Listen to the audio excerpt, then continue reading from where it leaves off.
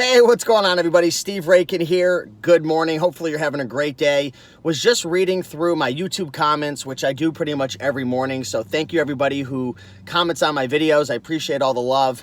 But I want to talk about a concern when it comes to selling books on Amazon, and it has to do with instructor copy books. So, you know, if you're buying and selling textbooks, for the most part, your customers are students, right? College students. Now, there's two types of textbooks. There's going to be the ones for the students, which are primarily the ones you're going to want to be buying and selling, has the most demand, sells for the most money, fastest selling books. And then there's going to be the instructor copies. Those are the copies that are for the for your professors, for the teachers. And they're typically a little different than the student books. Usually they have like the answers in the back of the book, so on and so forth. They could be a little bit different. And when you're selling textbooks, you need to be very careful when you buy a textbook.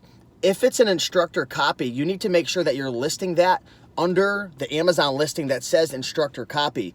A big beginner mistake that new Amazon booksellers make is they find a textbook that says instructor copy and then they list it under a traditional textbook listing that doesn't say anything about it being an instructor copy. And I was actually reading one of the comments and somebody said that they sold an instructor copy textbook, and I believe they put it just under a traditional listing, and now the customer's asking them questions like, what's this instructor copy? They're a little confused.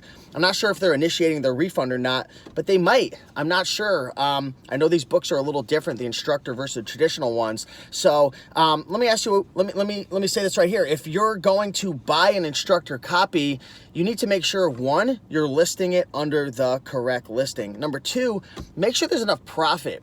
From my experience, a lot of the instructor copies, they don't sell for a ton of money, and there's not a lot of demand for them. Usually the rank is sky high. Now, I believe I flipped a couple instructor copies in the past, but one of the difficulties with the instructor copies, again, is sometimes finding a listing. A lot of times there's not even an Amazon listing for the instructor copy. The rank's a little high. Usually the profit margins are low.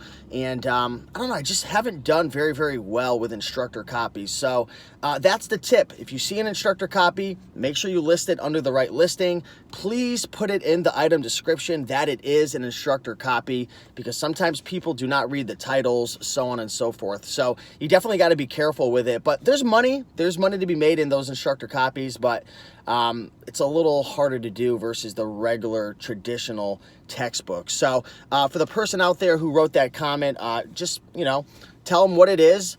And if they want a refund, I would just get the refund. Also, I forgot to mention, be careful with international copies as well. You need to make sure that it links up, that it matches up appropriately, because sometimes there'll be like a French edition or, I don't know, like a Spanish edition, and the one that your customer is looking for is the US edition. So pay very close attention to the title, to the cover of the book. What does it say? You've got to look through. You've got to flip through the book. You've got to take a look at the cover. And if you do, you should be okay. But I just want to answer that question. Be careful. I know it's a big mistake a lot of beginner booksellers make. But again, you don't have to avoid it. Just do your research, make sure it matches up, and list accordingly. So with that being said, keep on picking and making that money, and I'll talk to you next video. Bye.